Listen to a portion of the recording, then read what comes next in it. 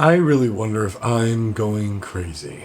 And I also can't help but wonder if you might be going crazy too. In fact, I'm just wondering, has this whole damn world gone crazy?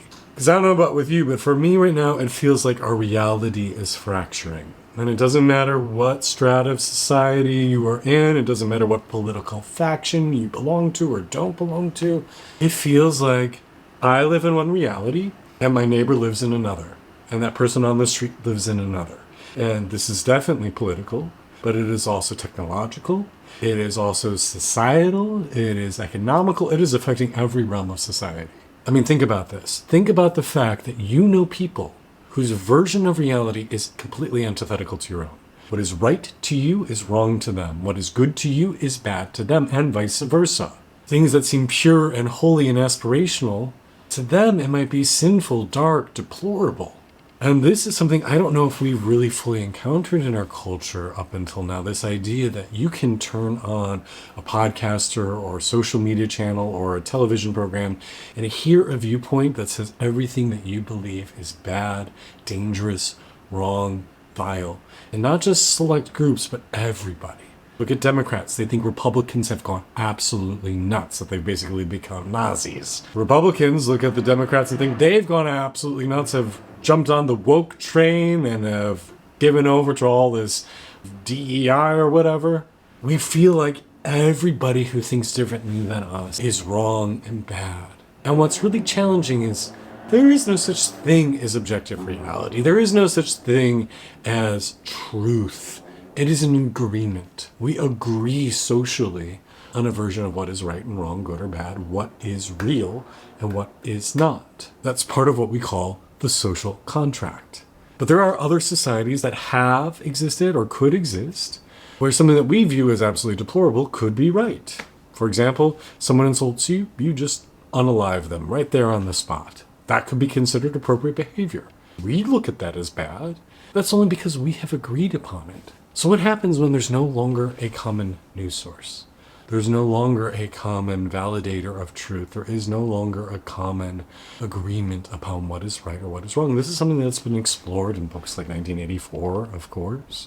Fahrenheit 451, to quote two classic, eclectic kind of versions of what is possible. I mean, when we go back only a couple years ago, and people were losing their mind over Barack Obama wearing a tan suit because that was unpresidential. And here we've got a president literally tweeting out a referral link for a discount on a Tesla. Like, what do you do when every day you tune into the news and what you thought was real, what was appropriate, what was an agreed upon version of reality has just flown out the window? And so I don't know about you, but I just feel like I've gone absolutely insane. Because we watch these things happen that technically, by our agreement, should not be possible. They should not be able to be happening.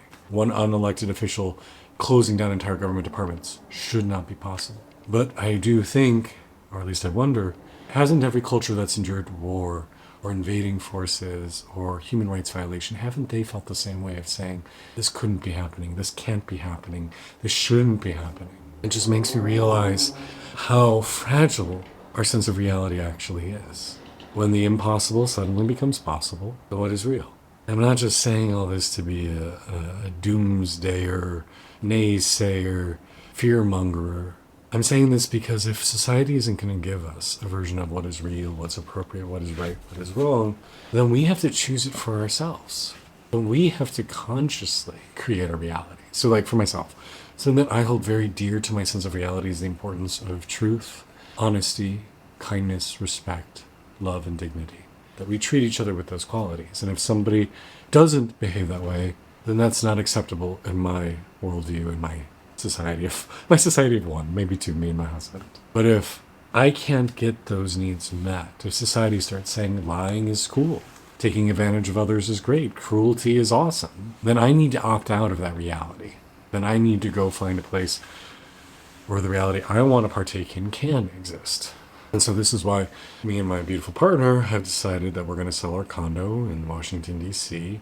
and go find some acreage of land out in the country, probably in Vermont, a place that is safely affirming of many of the values I've just espoused, and say I'm turning off the news, I'm shutting out the world. I'm creating a little pod of reality for whomever wants to join me in it. Whoever says, damn, this world has gone crazy and it doesn't reflect my values and I don't want to partake anymore. We can find like souls who also value kindness, truth, integrity, love, compassion, openness, sincerity, gentleness. To find that community, to find one another and say to this world, I'm not gonna partake in that anymore. I'm not gonna allow people who consciously want to warp reality, dismantle reality, and say bad is good. I'm not gonna live that way. I refuse to exist in a world of those machinations. So me and my husband are hoping to open our own retreat center / intentional community later this summer, hopefully by end of summer. And if that's something that speaks to you, if you're someone who says, I too do not exist well in this world as it's been or as it's becoming, and I likewise seek a safe haven for others for whom compassion matters, whom integrity matters, whom spirituality, heartfulness matters, then I invite you to find us or people like us, because I can't live in a world where lies become our truth, cruelty becomes commonplace, where people can do whatever the hell they want to others with no repercussions. I opt out. And I try to find a place that is fair and just and kind. And whether that's with me or with someone else, I invite you to try to find it too, because I don't want to feel insane. I don't want to live in a world where I have to question, am I the crazy one? Because I've been doing that far too often lately. I've been doing that far too often. So I invite you to, likewise, choose a space that affirms what matters to you. Because it's going to be a crazy time. It's going to be a crazy time as reality continues to splinter and fracture more and more and more. And looking at history, I don't know if those competing realities can coexist. I don't know if they can. Does one have to dominate the other? I don't know. But I want to find a safe haven for people who feel like I do, and to create that space for us to co-create together. So I'll keep you updated on what's going on. And for those of you who want to hear more about this process and behind the scenes about all of this and how we've been approaching it and how it might turn out, feel free to head over to Patreon. I've been having lots of great conversations over there with my followers. But wherever you are in the world, I invite you, you need to find a safe space. Find people who value you and love you and support you. It's really so very important. I'm Galen. This is Ecstatic Self. Blessings to you.